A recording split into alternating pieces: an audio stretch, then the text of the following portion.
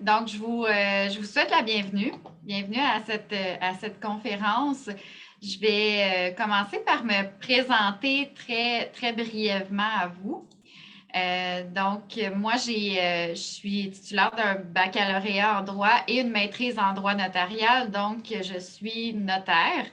Mon bureau est situé dans le secteur de Mirabel.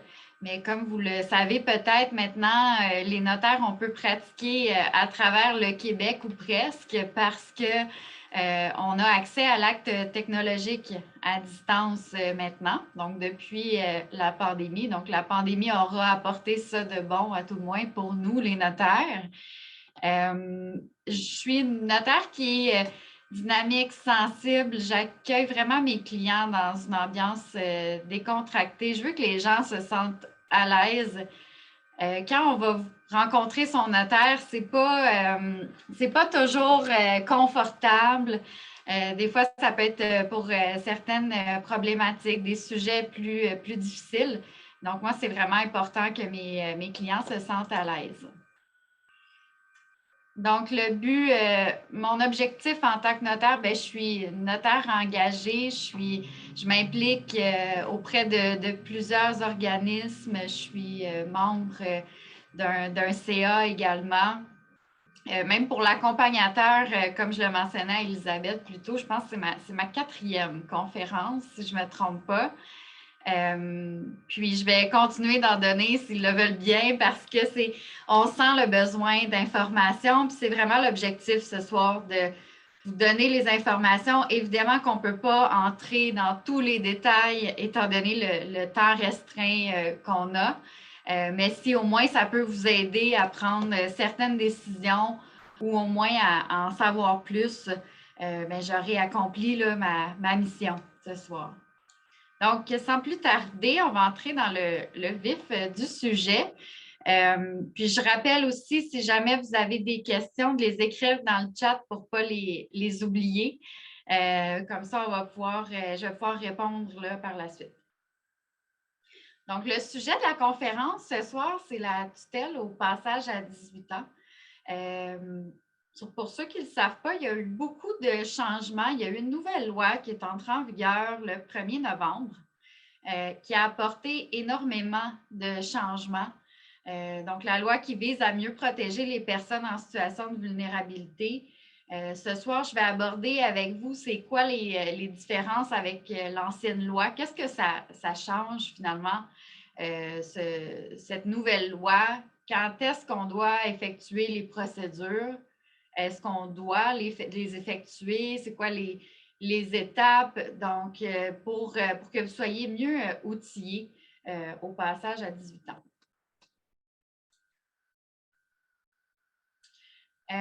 Petite introduction, en fait, quand l'enfant devient majeur, comment on fait pour continuer à l'aider, à le protéger? Il y a des enfants qui auront besoin de votre accompagnement toute leur vie. Mais qu'est-ce qu'on fait quand il devient majeur? Parce que lorsqu'il devient majeur, c'est sûr qu'à ce moment-là, si on n'ouvre pas de mesures de protection, c'est sûr qu'il est apte, selon la loi, à exercer là, tous ses droits civils. Donc, on va lui demander, par exemple, de signer certains documents. Donc, le représentant, le tuteur qui était le parent, c'est sûr qu'il perd son rôle à 18 ans, finalement. Donc, la question étant comment on fait pour demeurer le représentant, qui va pouvoir signer les documents pour lui, qui va prendre les décisions concernant les soins de santé. Donc, l'arrivée à 18 ans au niveau légal apporte beaucoup de changements. Donc, c'est là que la tutelle peut parfois être une option à ce moment-là.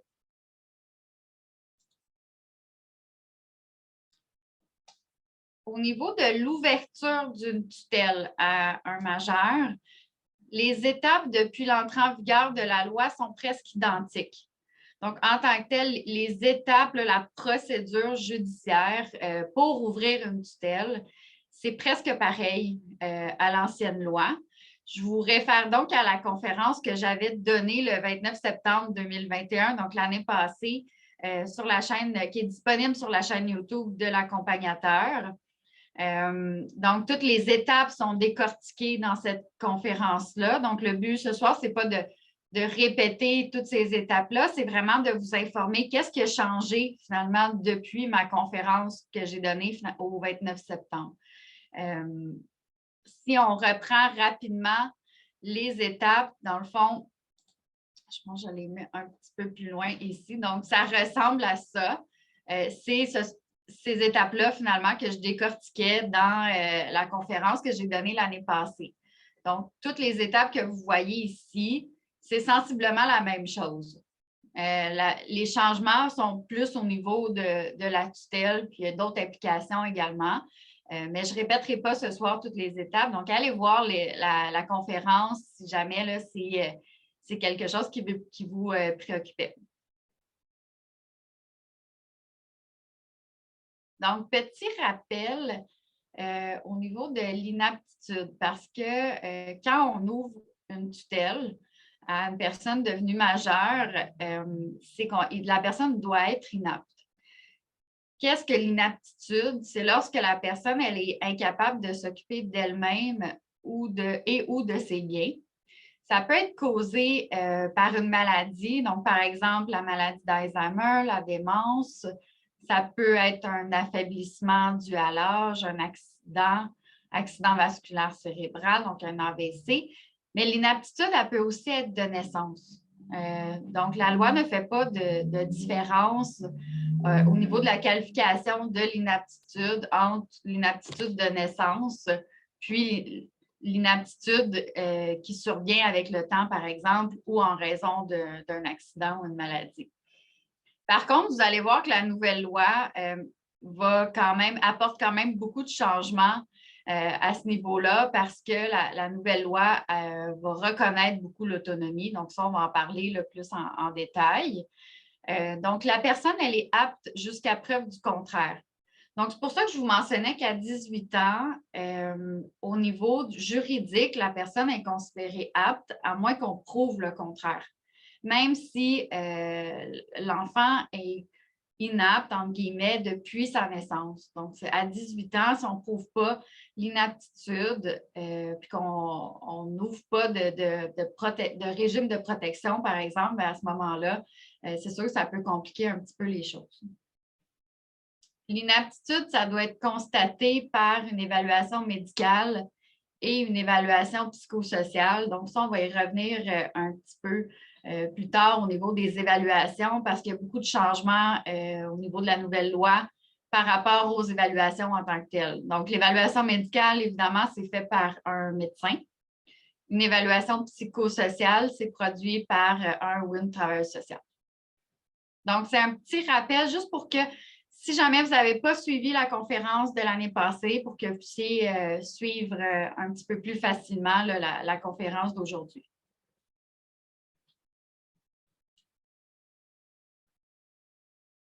Donc, les changements apportés par la nouvelle loi.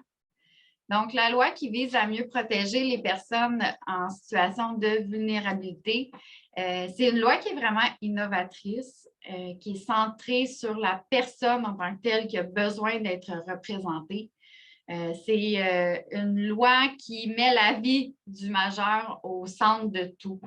Donc, c'est une loi qui est très inclusive, qui vise à mettre en valeur les capacités de la personne plutôt que ses incapacités. Parce qu'avec l'ancienne loi, dans les évaluations, on remarquait surtout les incapacités. L'emphase était mise davantage sur les incapacités. Ici, on fait le contraire. Donc, avec la nouvelle loi, on veut préserver les capacités de la personne, préserver son autonomie. Donc, ça, c'est très positif. Il y a un changement de paradigme là, total au niveau de la nouvelle loi parce que la situation d'un majeur peut évoluer. Donc, pas parce qu'il y a certaines difficultés au moment où on ouvre la mesure de protection que ces difficultés-là vont perdurer nécessairement dans le temps. La situation peut s'améliorer.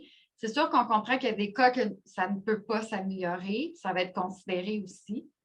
Mais ça vise vraiment là, à évoluer finalement avec, avec la personne.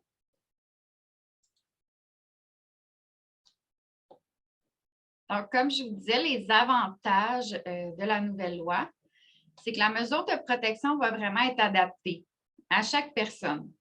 Donc, comme je le mentionnais, on ouvre une tutelle pour quelqu'un qui a qui est inapte, donc il y a des incapacités, qui a une inaptitude à gérer sa personne, ses soins, donc son hébergement, aussi ses biens, donc la gestion de son argent également, donc la gestion d'un immeuble, la gestion d'un héritage, etc. Donc, dans ces cas-là, ça peut être une raison pour laquelle on va ouvrir ce qu'on appelle une tutelle.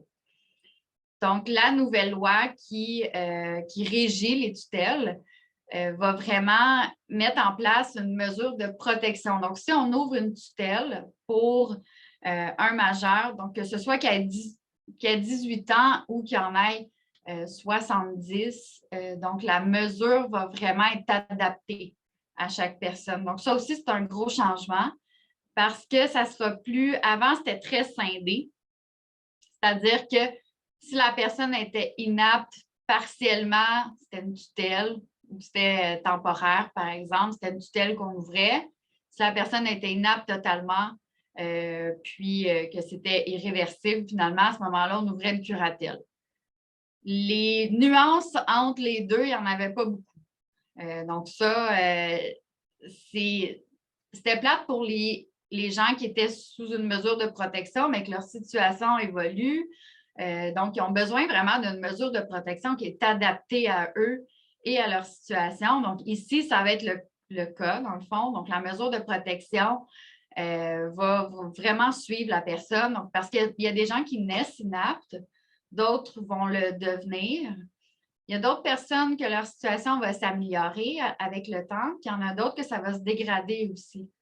Mais il faut que leur tutelle s'adapte à ces situations-là. Donc, c'est ça qui va être mis en place finalement. On respecte aussi beaucoup l'autonomie de la personne. Le but vraiment en ayant une tutelle qui va être modulée, ça, on va voir qu'est-ce que ça veut dire un petit peu plus tard, là. Le but, c'est de respecter son autonomie, mettre les volontés, les préférences de la personne en avant. Donc, on veut vraiment que son opinion soit prise en compte dans les cas où on peut avoir son opinion. Donc, les volontés, le respect de l'autonomie, on va maintenir aussi certains droits dans certaines situations. On va voir aussi un petit peu plus tard. Donc, la tutelle va être totalement personnalisée, ce qui n'était pas le cas avant. La tutelle n'était pas personnalisée auparavant. Donc, il y a aussi, ça on va le voir après, mais il y a la possibilité de nommer 2 tuteurs puis de nommer un tuteur remplaçant. Ça, c'est un gros changement qui fait plaisir à beaucoup de parents, je crois, qui étaient attendus aussi, ce changement-là. Donc, je vais en parler un petit peu plus en détail.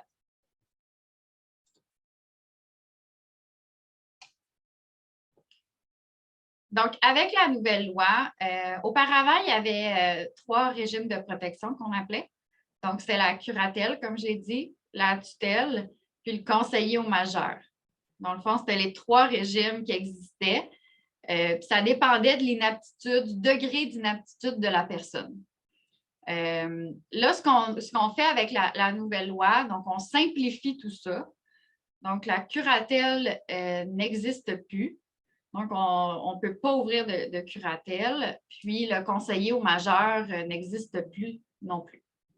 Donc, en résumé, c'est que maintenant, pour ouvrir une mesure de protection, le régime qui existe, c'est la tutelle. Donc, ça va à partir du 1er novembre 2022, donc ça fait déjà un mois. C'est seulement des tutelles qui sont ouvertes.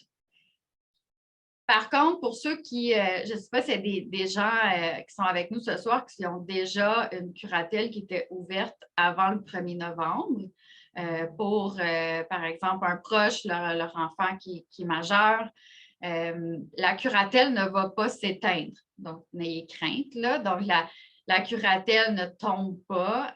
C'est simplement que les curateurs, donc les gens qui étaient nommés curateurs, bien, à ce moment-là, ils deviennent automatiquement des tuteurs. Donc, au lieu de s'appeler curateur, il s'appelle tuteur maintenant, puis le régime, c'est une tutelle. Il n'y a rien à faire d'autre. C'est-à-dire que vous n'avez pas à faire de procédure pour que ça devienne une tutelle automatiquement. Il n'y a absolument rien à faire. Vous devenez des tuteurs de par la loi. Il y a quand même des changements, par contre, qui vont s'appliquer. Donc, ça veut dire que les pouvoirs vont être de simple administration.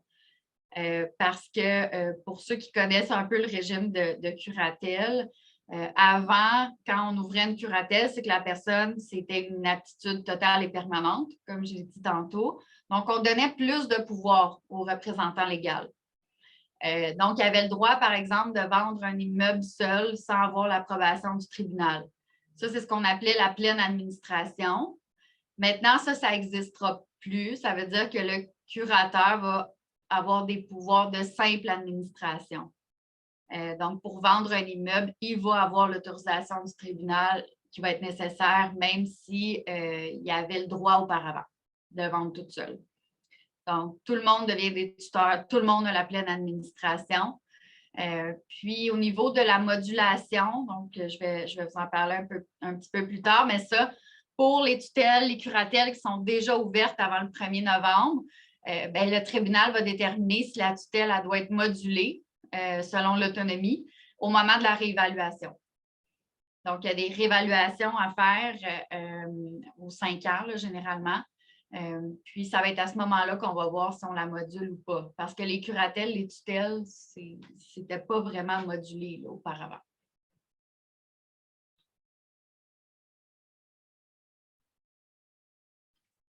Donc, il y a aussi des changements dans les formulaires d'évaluation. Comme je vous expliquais plus tôt, en fait, pour ouvrir une tutelle, il faut avoir des évaluations qui sont faites. Donc, évaluation médicale et psychosociale, je vous rappelle. Les formulaires ont été complètement modifiés, surtout au niveau psychosocial. Ça, c'est une question que je recevais et que je reçois encore beaucoup des parents parce que, surtout avant que l'entrée en vigueur de la nouvelle loi se fasse, ça devenait, honnêtement, c'était très mêlant parce que il y avait plusieurs formulaires. Il y avait les anciens formulaires, les nouveaux qui n'étaient pas encore tout à fait sortis, les formulaires complémentaires. Donc, moi, c'est sûr, comme notaire, je m'y retrouvais, mais il fallait se tenir à l'affût parce que fallait être sûr aussi que la travailleuse sociale, le médecin remplissent les bons formulaires. Là, maintenant, c'est pas si mal, la loi est en vigueur. Donc là, toutes les tutelles, ça va être les nouveaux formulaires. Les nouveaux formulaires sont disponibles. Donc, ils sont sur le site du curateur public.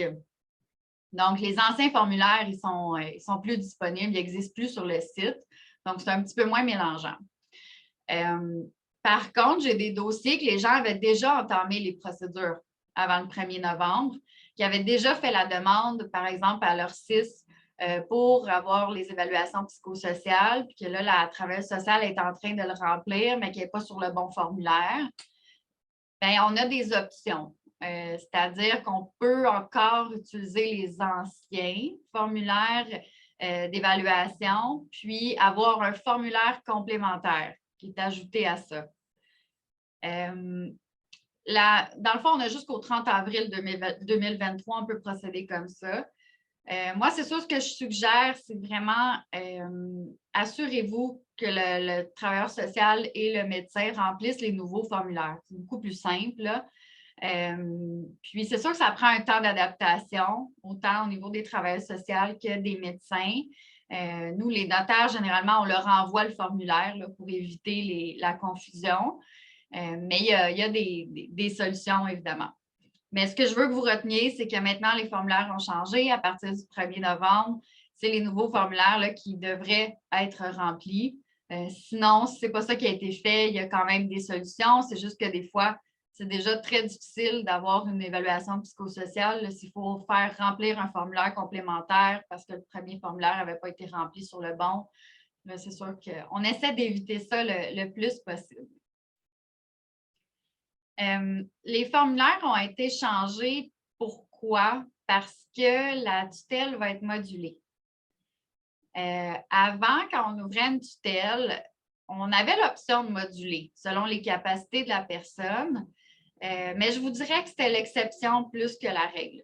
C'est-à-dire que des tutelles modulées, par exemple, on ouvre une tutelle pour un majeur, mais il travaille, mais il y a de la difficulté à gérer son argent, mais on veut qu'il puisse garder au moins de l'argent de poche, etc. Donc, demander une tutelle pour au moins qu'il garde cet argent-là, qu'il puisse l'utiliser comme il veut pour acheter les trucs qu'il veut acheter lui-même. Avant, je vous dirais que de faire ça dans une tutelle, ça se faisait, mais c'était quand même rare qu'on le faisait concrètement. Donc, la gestion de l'argent, c'était le tuteur, puis il s'arrangeait là, avec le majeur directement. Maintenant, les tutelles, il va falloir les moduler. Donc, la modulation, ça va être la règle. Donc, les rapports d'évaluation psychosociale, ils ont été modifiés parce qu'il faut moduler la tutelle, en fait. Donc, c'est l'évaluation psychosociale qui va déterminer finalement est-ce que la personne elle conserve son droit de vote. Donc, au fédéral, la personne va toujours garder son droit de vote. Je sais qu'il y a certains parents qui me disent mais ça ne fait pas de sens, mais c'est la loi. Tous les majeurs conservent leur droit de vote, qu'ils l'exercent ou pas. Mais la travailleuse sociale peut se prononcer sur le fait de garder ou pas le droit de vote au municipal, par exemple, et au provincial. Il y a des critères. Donc, ça, c'est la travailleuse sociale qui va vraiment évaluer ça. Donc, confirmé ensuite par le tribunal. Même chose pour la garde, par exemple. Donc, est-ce que la personne est capable de choisir l'endroit où elle veut vivre? Est-ce qu'elle a besoin d'hébergement? Donc, à ce moment-là, on va pouvoir se prononcer sur finalement les pouvoirs à ce niveau-là. La possibilité aussi de faire des achats pour les besoins usuels. Donc, est-ce qu'on laisse la personne faire ses achats elle-même? Est-ce qu'elle est capable de les faire? Donc, si elle est capable de les faire, bien, ça va être la travailleuse sociale qui va évaluer également est-ce qu'on lui laisse le pouvoir ou pas. Le droit de signer un bail, donc pas parce qu'on est sous tutelle qu'on ne pourra pas signer un bail nécessairement. Si on a les capacités de le faire, ça va être reconnu, c'est un droit qui va être conservé. Parce qu'on se rappelle que la tutelle, ça enlève certains droits quand même à la personne. Donc, le but ici, c'est de ne pas les enlever inutilement. Donc, c'est pour ça que c'est modulé. Si la personne n'est pas en mesure d'exercer ses droits, c'est là qu'on va pouvoir lui retirer pour qu'il y ait quelqu'un qui puisse la représenter finalement pour l'exercice de ses droits. Donc, le droit de signer un bail ou pas, tous les actes relativement à son emploi, son art ou sa profession. Donc, est-ce que la personne est en mesure de faire ces actes-là? La gestion du produit de son travail aussi, comme je mentionnais. Donc, si la personne a un travail, est-ce qu'elle est capable de faire la gestion, de faire un budget, par exemple? Donc, de gérer son argent. Est-ce qu'elle est plutôt plus en mesure de gérer son argent de poche, mais elle n'est pas capable de gérer un budget, par exemple? Donc, ça va être modulé finalement selon les capacités de la personne. Donc, ça, c'est un gros changement. Puis, à mon avis, c'est très positif parce que c'est personnalisé, vraiment personnalisé, ce qu'on ne voyait pas avant. Donc, je trouve que personnellement, je trouve que ça fait plus de sens de le moduler. Dans les cas où on ne peut pas le moduler, au moins, ça va avoir quand même été considéré. Donc, on va avoir enlevé chaque droit, mais en regardant vraiment la situation de la personne, ses capacités ou pas.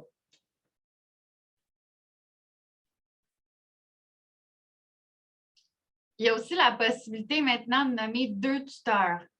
Avant, quand on ouvrait une tutelle, on pouvait juste nommer un tuteur à la personne. Donc, juste faire un petit résumé, là, dans le fond, le tuteur, il y a deux volets. Donc, on peut avoir un tuteur aux biens, donc qui gère l'argent, qui gère les biens de la personne. Il peut avoir un autre tuteur à la personne, donc consentement aux soins, l'hébergement, donc tous ces droits-là. Ça peut être la même personne qui a les 2 rôles, mais ça peut aussi être 2 personnes différentes. Puis, on peut aussi, avant, on pouvait juste nommer un tuteur à la personne. Puis, on pouvait nommer, par exemple, plus que 2 tuteurs là, au bien. Mais, en fait, 2 tuteurs maximum au bien. Mais là, maintenant, ce qu'on peut faire, c'est nommer 2 tuteurs pour les biens et la personne. Donc, concrètement, ce que ça veut dire, c'est qu'avant, par exemple, si les 2 parents voulaient s'impliquer, bien, il y en avait un souvent qui était tuteur au bien, puis l'autre à la personne. Mais chacun avait ses rôles, finalement. Mais maintenant, les 2 vont pouvoir être ensemble pour exercer les 2 rôles. Donc, la tutelle au bien puis la tutelle à la personne. Donc, ça fait beaucoup plus de sens. Puis, je sais que les parents attendaient ce changement-là, comme je le mentionnais. Puis, parce qu'il y a plusieurs familles que les parents, les 2 vont vouloir être impliqués. Ce qui était triste auparavant, parce que comme je le mentionnais, des fois, j'avais aussi un parent qui était tuteur, puis l'autre qui était nommé sur le conseil de tutelle. Mais le parent qui est tuteur, il a quand même plus de pouvoir, c'est lui qui va prendre les décisions. Donc, c'était triste un peu d'avoir à faire un choix entre les 2 parents. Donc, maintenant, il va y avoir possibilité de nommer les 2. Donc, j'ai déjà commencé là, à ouvrir des tutelles avec les 2 parents nommés. Donc, ça, c'est un beau changement, à mon avis. Puis, évidemment qu'on va prendre cette décision-là dans l'intérêt du majeur. C'est sûr que si les 2 parents, il y a beaucoup de conflits, que finalement, de les mettre les 2 ensemble, si on a le sentiment qu'ils ne s'entendront pas, que ça ne sera pas dans l'intérêt, c'est sûr qu'on n'ira pas de l'avant à ce niveau-là. Mais si les 2 parents, ils s'entendent bien, qui ont les intérêts à cœur de leur enfant, puis qui veulent continuer de s'en occuper ensemble suite à la majorité, bien là, c'est sûr que l'option va être possible.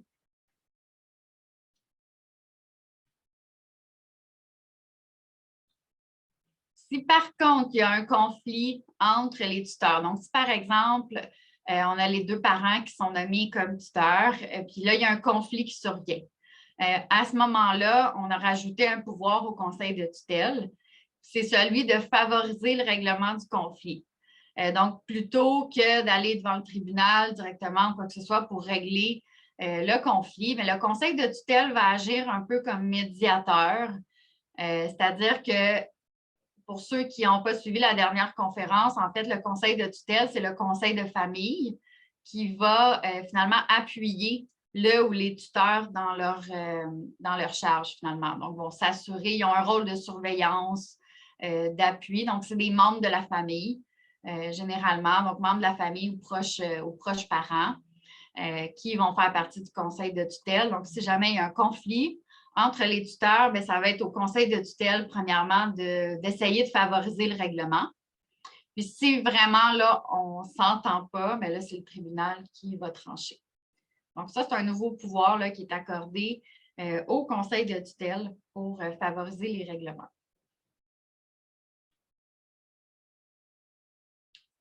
Il y a aussi la possibilité de prévoir à l'avance un tuteur remplaçant. Ça aussi, c'est un changement qui est majeur parce qu'auparavant, quand le tuteur décédait, par exemple, ou devenait inapte, il fallait refaire quasiment toute la procédure. Donc, les étapes que je vous ai montrées tout à l'heure, il fallait quasiment les refaire au complet pour remplacer le tuteur. Donc, c'est sûr que c'était quand même lourd. Maintenant, on va pouvoir, là, dans l'évaluation psychosociale, on va pouvoir proposer un tuteur remplaçant pour prendre la charge, finalement, si le tuteur qui est en place décède, devient inapte ou démissionne de sa charge. Puis, la procédure va quand même être simple pour le tuteur remplaçant, c'est-à-dire qu'au moment de l'ouverture de la tutelle, il va déjà être nommé, le tuteur, comme remplaçant. Puis, il va être accepté par le tribunal. Ensuite, si le tuteur qui était en place ne peut plus agir, bien là, on va déposer l'acceptation de charge du tuteur remplaçant au tribunal. Puis le greffier, s'il n'y a pas de contestation, il va émettre un constat finalement qui affirme que le tuteur remplaçant est maintenant en charge. Donc, plutôt que d'être obligé de refaire la procédure au complet, bien, ça va déjà être prévu finalement à l'avance. Donc, beaucoup plus simple. Puis, dans les ouvertures de tutelle et de curatelle que je faisais avant la nouvelle loi, c'était une préoccupation. majeur des parents. Parce qu'ils me disaient, ben là, si jamais moi, il m'arrive quelque chose, qu'est-ce qui va arriver? Qu'est-ce qu'on va faire? Ce qu'il faut. Parce que là, c'est sûr que ça les inquiétait d'être obligés de refaire la procédure parce que même si les notaires, quand on est mandaté pour faire une ouverture de tutelle, on appuie les parents, on les aide avec la procédure et tout, on ne se cachera pas que c'est quand même long. Donc, c'est sûr que ça inquiétait beaucoup les parents d'être obligés d'imposer ça à la famille, finalement, de refaire. Donc, maintenant, dans les tutelles, on peut nommer un tuteur remplaçant. Donc, ça, c'est vraiment une bonne nouvelle. Ma seule préoccupation par rapport à ça, c'est la personne, par exemple, qu'on nomme aujourd'hui comme tuteur remplaçant. Est-ce que ça serait vraiment la personne adéquate dans 30 ans, par exemple? Donc, ça, on ne le sait pas. Donc, c'est sûr que quand on suggère un tuteur remplaçant, bien, faut bien y penser, être sûr que c'est une personne de confiance et tout, qui a l'intérêt de la personne majeure, là, inapte à cœur, évidemment. Mais sinon, c'est un très, très beau changement. Le seul bémol aussi de ça, puis peut-être que l'avenir pourra répondre à ma question, mais c'est une question que je reçois souvent des parents, c'est est-ce qu'on peut faire une procédure pour nommer un tuteur remplaçant si moi, j'ai ouvert une tutelle ou une curatelle avant le 1er novembre? Ma réponse pour le moment, c'est non. Je ne crois pas que les tutelles, les curatelles qui ont été ouvertes avant la nouvelle loi, à date, je ne connais pas de procédure quelconque qui va permettre, par exemple, à date d'aujourd'hui, de nommer un tuteur remplaçant. Est-ce que ça va peut-être changer avec le temps? J'imagine, on espère, parce que c'est sûr que c'est un peu plate pour les tutelles qui sont déjà ouvertes, les curatelles qui sont déjà ouvertes, qui, eux, n'ont pas nommé de remplaçant. Puis ça, c'est une grande préoccupation de plusieurs parents. Mais jusqu'à date, moi, avec les recherches que j'ai faites, je n'ai pas trouvé de solution à cette problématique-là, malheureusement.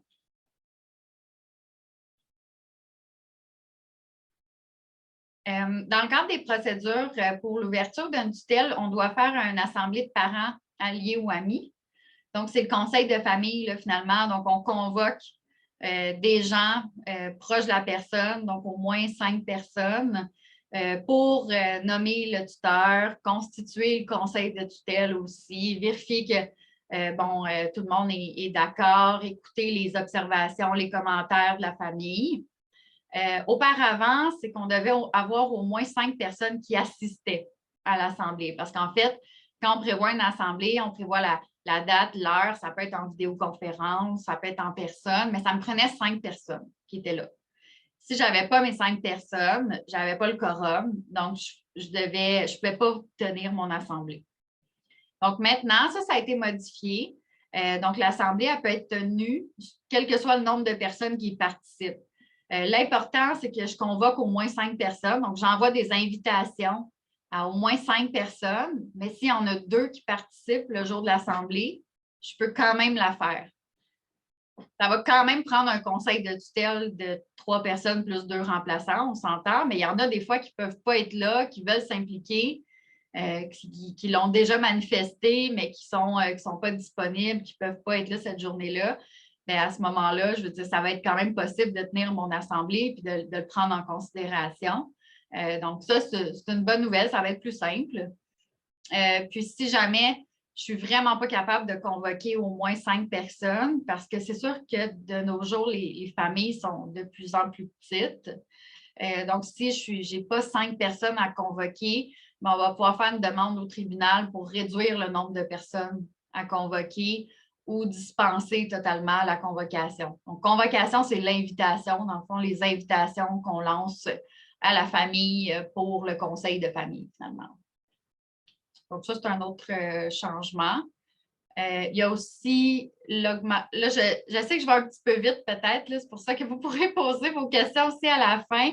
Il y a beaucoup d'informations. C'est sûr que j'essaie de vous donner le maximum. Vous aurez le PowerPoint aussi.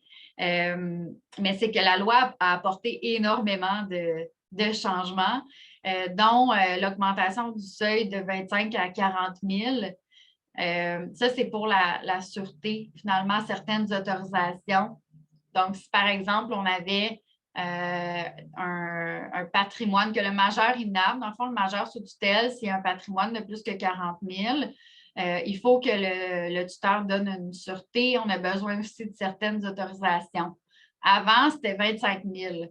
25 000, ça arrive vite quand même, là. Donc, c'est sûr que c'était moins adapté. Donc, ils l'ont monté à 40 000. Je ne rentrerai pas dans les détails parce que c'est sûr que la sûreté et tout, c'est un petit peu plus complexe. Mais ce qu'on doit retenir, c'est qu'au moins le seuil a augmenté pour suivre un peu plus là, la valeur, les valeurs d'aujourd'hui. Ça va être majoré à tous les 10 ans aussi. Donc, ça va suivre l'IPC finalement. Donc, ça va être beaucoup plus adapté. Il va être aussi possible d'autoriser le tuteur à confondre ses biens avec ceux du conjoint dont il est le tuteur. Donc, des fois, c'est que le conjoint devient inapte, puis c'est l'autre conjoint qui est le tuteur. Ben là, c'est au moins, on va pouvoir confondre les biens, c'est-à-dire qu'on va pouvoir faire la demande. Encore une fois, je ne rentrerai pas dans les détails non plus pour cette portion-là, mais sachez que c'est un changement qui peut être positif pour les couples, en fait. Donc, on va pouvoir continuer d'utiliser les biens de l'autre personne, même si elle est inapte, si on fait la demande. Donc, ça aussi, c'est bien. Puis, le testament fait par un majeur pour être confirmé par le tribunal. Donc, un majeur sous tutelle qui fait un testament aurait le droit, en principe, d'en faire un, mais c'est sûr que ça devra être confirmé par le tribunal. Donc, on n'enlève pas totalement le pouvoir de faire un testament. Donc, si la personne, après, on considère qu'elle avait la capacité de le signer et qu'elle comprenait, bien, ça pourrait être confirmé par le tribunal. Donc, ça aussi, c'est un beau changement. Ici aussi, il y a les délais de réévaluation. C'est une question que je reçois souvent aussi dans mes bureaux. Quand on ouvre une tutelle, on fait toute la procédure d'ouverture de tutelle, on constitue le conseil de tutelle, on fait faire les évaluations psychosociales, médicales pour l'ouverture de tutelle, mais il faut réévaluer aussi. Donc, les réévaluations médicales et psychosociales, ce que ça veut dire concrètement, c'est qu'il faut refaire des évaluations. Donc, aux 5 ans, donc maximum 5 ans, on doit refaire des demandes pour faire des réévaluations.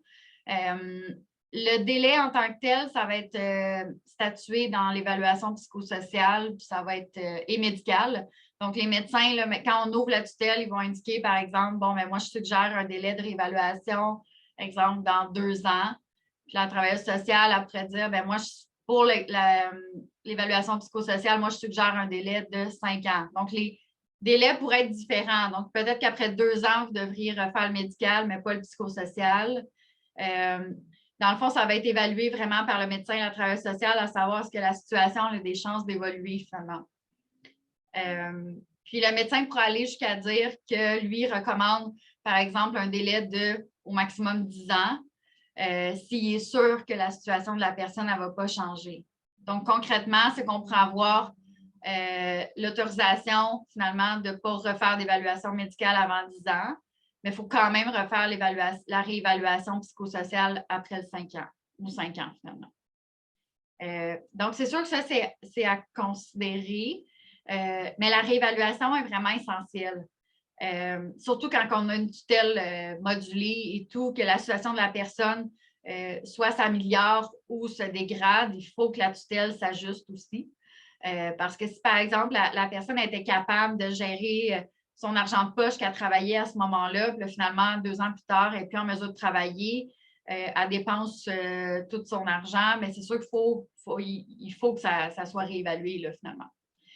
Donc, les délais vont vraiment être recommandés par le médecin et le travailleur social, mais sachez-le, c'est sûr que c'est important parce que c'est le rôle du tuteur de demander à ce que les réévaluations soient faites, puis c'est vérifié par le conseil de tutelle puis le curateur public. Par contre, c'est sûr que s'il n'y a pas de changement, on fait juste l'envoi au curateur public, puis ça reste comme ça, donc la tutelle ne bouge pas. S'il y a des changements à faire, justement, dans le cas où, par exemple, la gestion de l'argent et tout, il faut vraiment restreindre plus les droits, bien, à ce moment-là, on fait un envoi au curateur public. Puis au tribunal aussi, donc on dépose là, finalement au tribunal, rien de trop compliqué, là. Donc, on fait un dépôt. S'il n'y a pas de contestation ou quoi que ce soit, bien, après ça, ça va être effectif par soi-même, là, finalement. Donc, ça, au moins, c'est pas la complexité n'est pas tellement grande à ce niveau-là. Le plus complexe, c'est peut-être d'obtenir les réévaluations. C'est sûr que la réalité fait en sorte que, surtout au niveau psychosocial, je vous avoue que des fois, c'est plus difficile. Il faut faire les demandes d'avance. C'est sûr, quand on a 5 ans, bon, ben, il faut essayer de faire la demande le plus tôt possible pour avoir les réévaluations dans les délais. Mais ça, c'est une autre histoire pour les évaluations. Rapidement, au niveau du conseil de tutelle, curateur public, il n'y a pas tant de changements dans les rôles. C'est sûr, comme je disais, le conseil de tutelle, maintenant, il va devoir favoriser les règlements, là, donc les conflits entre les tuteurs. Là, donc, il va devoir essayer de régler le conflit le plus possible. Il va donner certains avis, autorisations. Conseil de tutelle, il faut qu'ils se réunissent au moins une fois par année. Ils vont recevoir les documents. Donc, ça ne change pas tant que ça. Au niveau du curateur public, son rôle, c'est d'assister, d'informer. Il va intervenir quand c'est nécessaire. Il y a un rôle de surveillance, mais il y a un rôle d'accompagnement aussi, ça, il ne faut pas l'oublier. Curateur public, oui, c'est une branche du gouvernement, mais il aide beaucoup les tuteurs aussi, là. Donc, ça, vous pouvez demander de l'aide au curateur public aussi. Ils tiennent un registre, puis ils traitent les signalements, les enquêtes.